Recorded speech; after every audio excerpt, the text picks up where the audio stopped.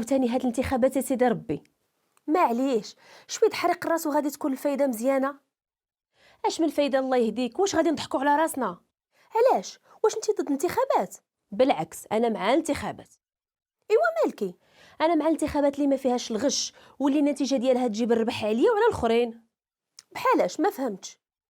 انا مع المرشح اللي يخدم الدائره ديالي مزيان وماشي غير يبان نهار الانتخابات وملي تنتخب يغبر وما يبانش لينا حتى الانتخابات الجايه، بحال كما قال الملك في الخطاب الاخر ديالو. ايوا هادشي علاش خاصك تقلبي وتشوفي مزيان لمن غادي تعطي صوتك. في الحقيقه انا مشحال هذه فقدت الامل في الانتخابات انها تقدر تغير هذه البلاد الاحسن. علاش هاد الهضره؟ هادشي ماشي صحيح، حيت الانتخابات هي الخطوه الاولى للديمقراطيه. حنا كنختاروا بنفسنا شكون اللي يخدمنا وشكون اللي يشوف مصالحنا.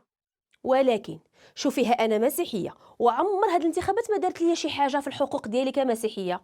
شوفي، تكوني مسيحيه حاجه، تنتخبي على اساس انك مواطنه حاجه اخرى. بحالاش؟ ايوا فهميني.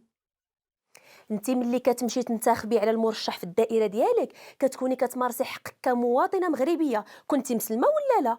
المهم انك باغيه تشوفي الدائره والحي وحتى الزنقه ديالك مقادين، الطرق مصاوبين، ممرات الراجلين كاينين والطروطوارات والسبيطار. الخلاصه كاع المرافق الضروريه اللي كيحتاجها المواطن باش يعيش حياه مزيانه.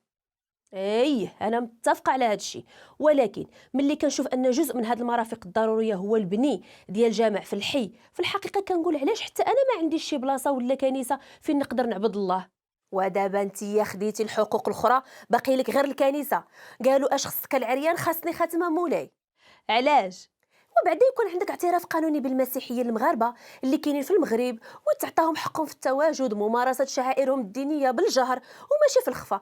وعاد فكري في البني ديال شي كنيسه ولا بلاصه قانونيه فين يتجمعوا المسيحيين ويعبدوا سيدي ربي. هادي كاينه، اي عندك الحق. واش انتخبتي بعدا ولا مازال ما مقتنعاش بالانتخابات اصلا؟ في الحقيقه انتخبت. بصح ايوا قولي لي على من. واخا هاد الحزب بعيد على التوجه ديالي، ولكن ملي كنشوف مصداقيتهم وخدمتهم في الارض كنقول بعدا هادو بعدا خدامين شي شويه مزيان وواضحين. ايوا دابا هضرتي، قبل ما تطلبي حقك ديري واجبك ومن بعد طالبي بحقوقك. بصح هادي كاينه، وفي الحقيقه هادشي كيدوخ. ايوا راه قالوا ناس زمان اللي داخ يشد الارض، وديما مسيحيه ومغربيه حتى الموت.